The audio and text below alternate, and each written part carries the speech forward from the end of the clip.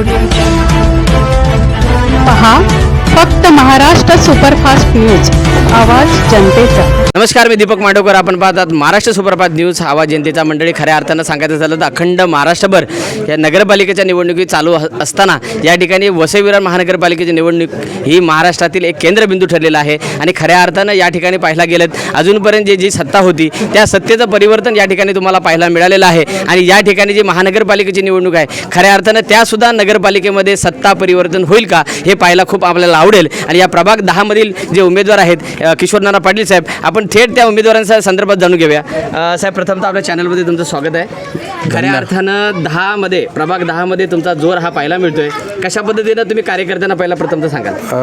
प्रथमतः आपल्याला नमस्कार।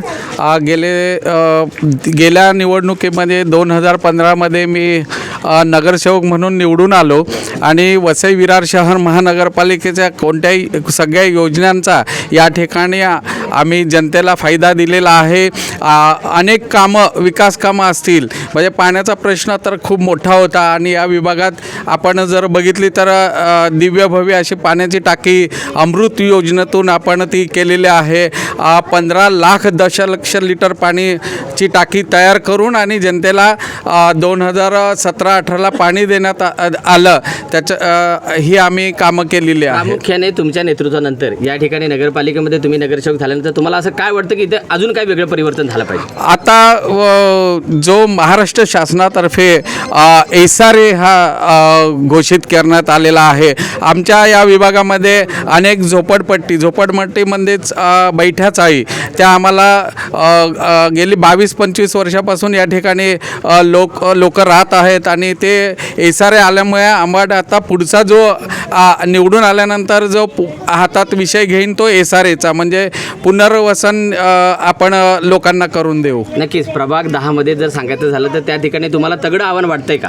नाही, असं काही तगडं आव्हान वाटत नाही आहे, कारण गेली हे 10 वर्ष आणि 11 वर्ष चालू आहे। मी नगरसेवक असल्याने 5 वर्ष नगरसेवक असताना आणि आता तर तुम्हाला सगळ्यांना ठाऊक आहे की प्रशासकीय आहे आणि गेली 6 वर्ष मी आपल्या या विभागामध्ये सतत संपर्कात लोकांच्या आहे, लोकांची कामं करत आहे, म्हणून काय मला असं वाटत नाही आहे। नक्कीच या ठिकाणी आलेले काही नवीन आणि जुने हे पक्षप्रवेश सुद्धा झालेला आहे। तुमच्या पक्षामध्ये काही नाराज असेल किंवा आले असेल, त्या पक्ष म्हणजे त्या कार्यकर्त्यांचं मंदरिंग कशी कराल थोडक्यात? प्रत्येकाला तर हे नाराजी व्यक्त करणं गरजेचं आहे।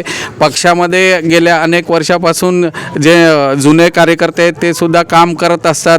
आम्ही नवीन आलो आणि आम्हाला सुद्धा तिकीट दिला, पण त्यांची नाराजी आपला फॉर्म जेव्हा भरला आणि मुदत संपली फॉर्म भरण्याची तेव्हापासून नाराजी ही संपलेली आहे। धन्यवाद।